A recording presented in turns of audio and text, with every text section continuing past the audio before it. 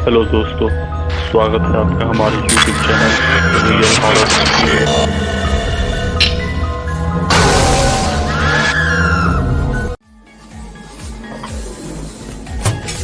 आज की पार्टी खत्म हो चुकी थी और अक्षय बार को बंद कर रहा था। अक्षय गोवा के सबसे अच्छे बारटेंडर्स में से एक था। सारा सामान एक एक करके उठाकर रख ही रहा था जब किसी ने बार टेबल पर नॉक किया। अक्षय ने सर उठा के पलट कर देखा। एक बेहद खूबसूरत सी लड़की थोड़े नशे में खड़ी थी और उंगली से इशारा करके अक्षय को ही बुला रही थी। अक्षय ने मुस्कुराते हुए कहा, sorry ma'am, the bar is closed, no more drinks. लड़की ने भी मुस्कुराकर उससे कहा कि ड्रिंक्स नहीं, असली चीज चाहिए। अक्षय ने अनजान बनकर उससे पूछा, कौन सी असली चीज?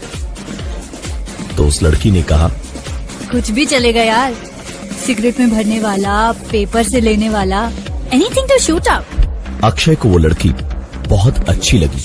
उसने साफ साफ कह दिया उससे, मैडम आपको पता भी है कि आप क्या मांग रही हैं? एक तो गैर कानूनी है, ऊपर से यहाँ कुछ दिन पहले ही एक ऐसे ही केस में बॉम्बे से आए दो लड़के एक रशियन लड़की को यहीं इसी क्लब से लेकर गए थे। आज तक पता नहीं चला उनका। कोई कहता है कि उन दोनों ने उसका रेप करके उसे मार दिया और फिर उस लड़की की आत्मा ने उन दोनों को मार दिया। तो कोई कहता है कि वो भूत ही थी और ऐसे ड्रग्स देकर लड़कियों का फायदा उठाने वालों को मार देती है। लड़की को यह सुनकर और मजा आ गया। उसने पूछ ही लिया कि अक्षय कैसे ये सब जानता है। तो अक्षय ने कहा कि एक तो मैडम ये यहीं की कहानी है और दूसरी चीज ये सारी कही सुनी बातें हैं। वही कह रहा हूं आपको, वरना मुझे भी कैसे पता चलता। लड़की ने अक्षय से पूछ ही लिया कि क्या क्या कही सुनी अफवाहें हैं इस किस्से के बारे में। तो अक्षय ने सलीके से बताना शुरू किया। उन दोनों लड़कों ने आते ही पहली ही रात एक रशियन लड़की को इसी क्लब में ड्रग्स के लालच में फंसाया और उसका फायदा उठाया। ड्रग्स के ओवरडोज के कारण जब वो लड़की मारी गई तो उसकी लाश को यहीं कहीं समंदर के पास ठिकाने लगा दिया। वो कहते हैं ना कि समंदर कुछ भी अपने पास नहीं रखता, सब कुछ वापस कर देता है। तो बात लाश को ठिकाने लगाने के बाद की है। दोनों लड़के घबराए हुए से वापस अपने होटल पहुंचे। उन्हें नींद तो आने से रही। सुरेन और अनिल, दो लड़के मुंबई से आए थे। सुरेन ने अनिल से कहा कि ऐसे होश में जागते हुए हर पल हमें उस लड़की का चेहरा नजर आएगा, उसकी चीखें हमें परेशान करेगी। शराब पी लेते हैं, नशे में सब कुछ भूल जाएंगे। सुरेन शराब लेने किसी दुकान की तरफ निकल पड़ा और अनिल कमरे में ही उसका इंतजार करने लगा। हाल उसका भी बुरा ही था। सुरेन का इंतजार करते करते अनिल टीवी देख रहा था, लेकिन तकरीबन 1 घंटे बाद उसे एहसास हुआ कि इतना वक्त तो लगना ही नहीं चाहिए था लौटने में।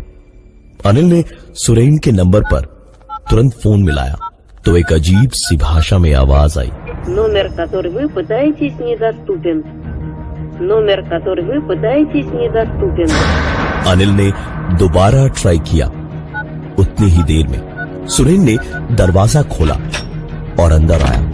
तो अनिल ने उससे पूछा कि उसका फोन कहाँ है और ऐसी अजीब सी भाषा में क्यों आवाज आ रही है। सुरेन ने पॉकेट से फोन निकालकर कहा, फोन तो ऑन है और ठीक ही चल रहा है, जरूर नेटवर्क में कोई गड़बड़ रही होगी। अनिल ने हड़बड़ी में अपनी डायल लिस्ट चेक की तो नंबर सुरेन का नहीं बल्कि इंडिया के बाहर का था, +7495 7884343। अनिल ने सुरेन को नंबर दिखाया तो सुरेन भी थोड़ा सा घबरा गया, क्योंकि एक ऐसा अजनबी सा नंबर डायल होना नामुमकिन था। इस सवाल का जवाब वो ढूंढे इससे पहले ही उनके कमरे पर किसी ने बड़े सलीके से खटखटाया। सुरेन ने दरवाजा खोला तो बाहर वेटर था, जिसने बताया कि कोई लड़की उनसे मिलने नीचे आकर इंतजार कर रही है। सुरेन ने अनिल से कहा कि वो देखकर आ रहा है कौन है, और वेटर के पीछे पीछे गया। सीढ़ियों से उतरते वक्त 5-6 सीढ़ियां उतरकर उसने दूर से रिसेप्शन पर उस रशियन लड़की को बैठे देखा तो सुरेन के हाथ पांव फूल गए थे। वो डर से सफेद चेहरा लिए वापस कमरे की ओर भागा और कमरे पर पहुंचकर अनिल से कहा, भाई वो रशियन लड़की जिंदा है या उसकी आत्मा है? लेकिन वही है नीचे रिसेप्शन पर। भाई कुछ तो लोचा है, भाई कुछ तो लोचा है। अनिल उठा और उसने कहा, तो क्या बाहर से ही पीकर आया है बे? हा? चल मैं ही देखूं मरने के बाद में कैसे आ गई यहां तक हमारे पास में। अनिल ने सुरेन का हाथ पकड़ा और उसे खींचता हुआ नीचे तक लेकर गया तो देखा वो तो कोई दूसरी ही लड़की थी। उसको सुरेन का वॉलेट गिरते हुए दिखा था तो पीछे पीछे वही लौटाने आई थी। अनिल ने थैंक यू बोला और सुरेन को लेकर वापस कमरे में आकर उस पे हंसने लगा और हंसते हंसते ही कहा, देख ले भाई, तेरी चुड़ैल ने कहीं पैसे या कार्ड वार्ड तो नहीं चोरी कर लिया। सुरेन ने भी चिढ़ते हुए वॉलेट चेक किया तो उसमें से सारी चीजों के अलावा एक कागज का टुकड़ा निकला जिस पर लिखा था 10वीं दानिया। सुरेन ने कागज अनिल को दिखाया तो अनिल ने इंटरनेट पर इसका मतलब सर्च किया और तब पता चला कि रशियन भाषा में 10वीं दानिया मतलब गुड बाय या अलविदा। दोनों ने एक दूसरे की ओर देखा। आंखों ही आंखों में दोनों समझ चुके थे कि ये सब क्या हो रहा था। कागज को मुट्ठी में भींचकर सुरेन ने डस्टबिन की तरफ फेंक दिया और पलटकर अनिल की ओर देखकर कुछ कहने को ही था कि एक आवाज हुई,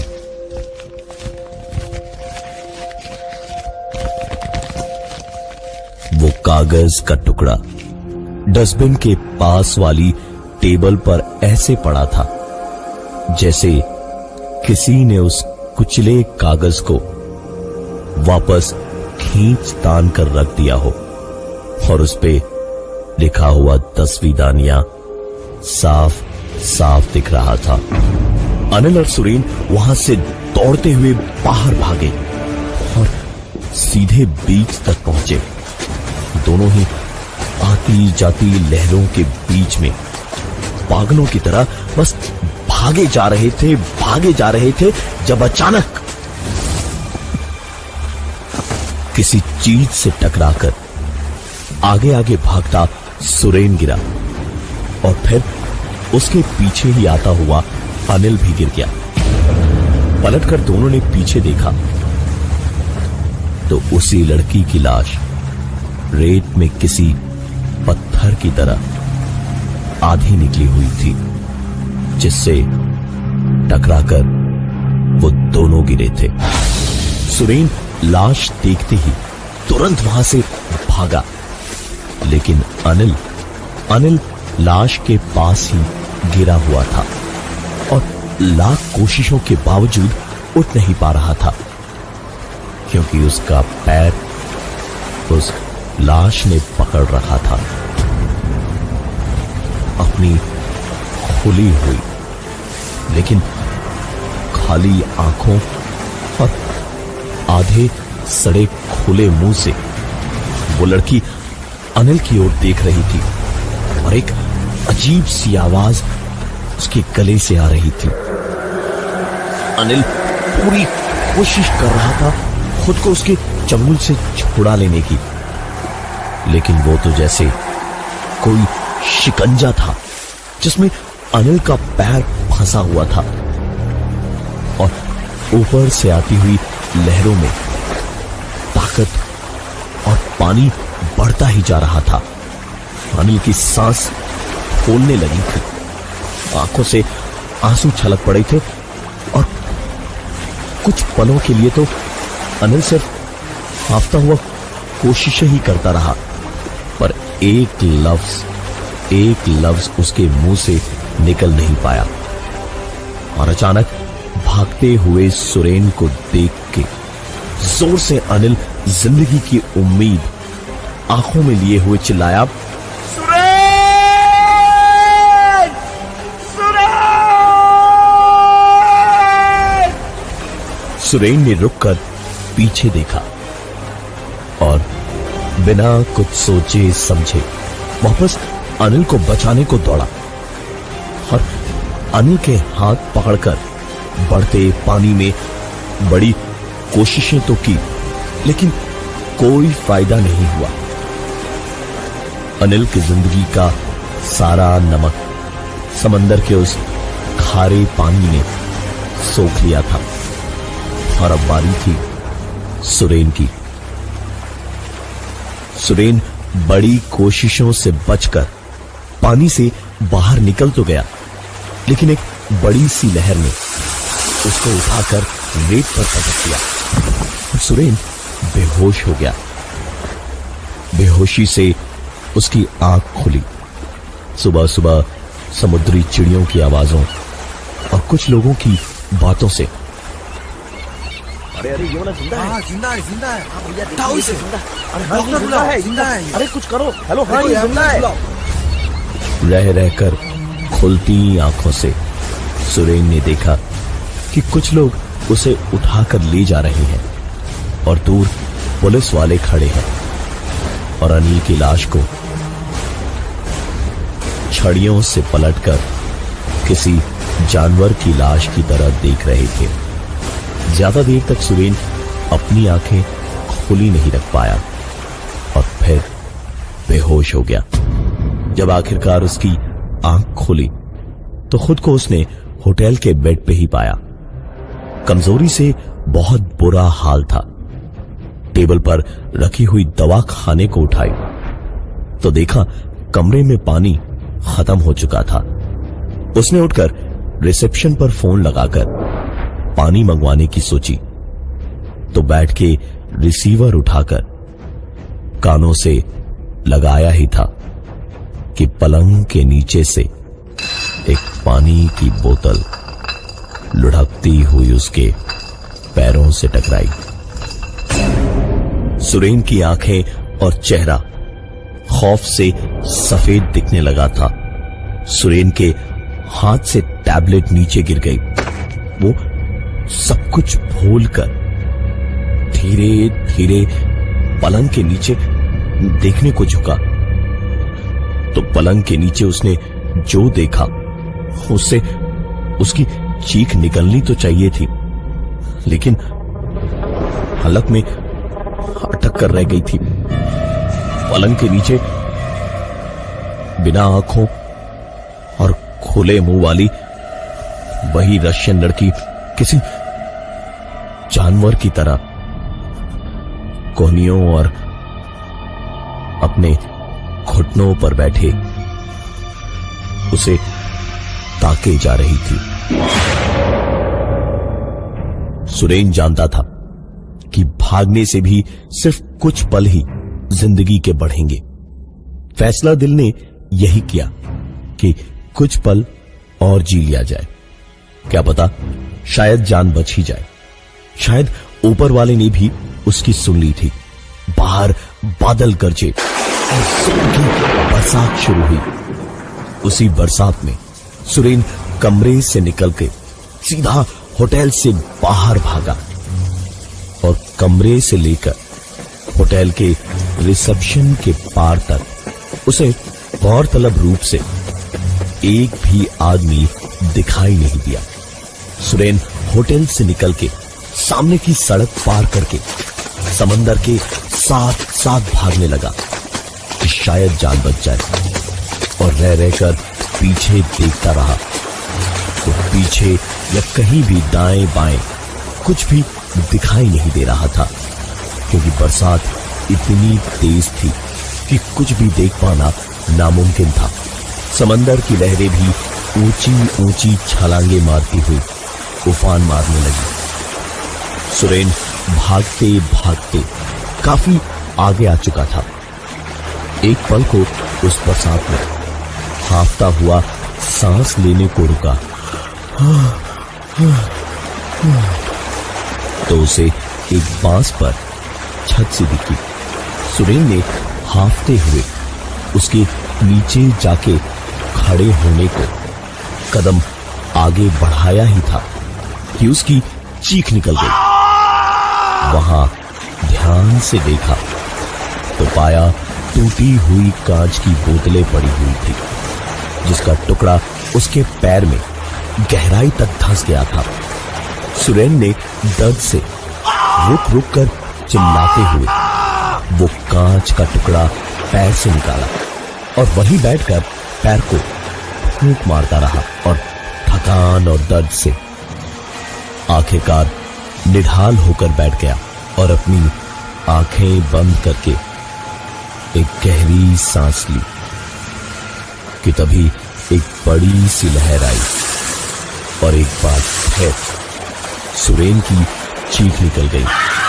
समंदर का नमकीन खारा पानी उसके जख्म को जला रहा था, लेकिन सुरेन किसी तरह खुद को संभालकर पानी से बाहर निकला और सुस्ताने को आंखें बंद किए बैठा हाफ रहा था। तो अचानक ऐसा लगा जैसे कोई हाथों और पैरों के बल चलता हुआ उसके पास आकर चेहरे के बिल्कुल सामने रुक गया।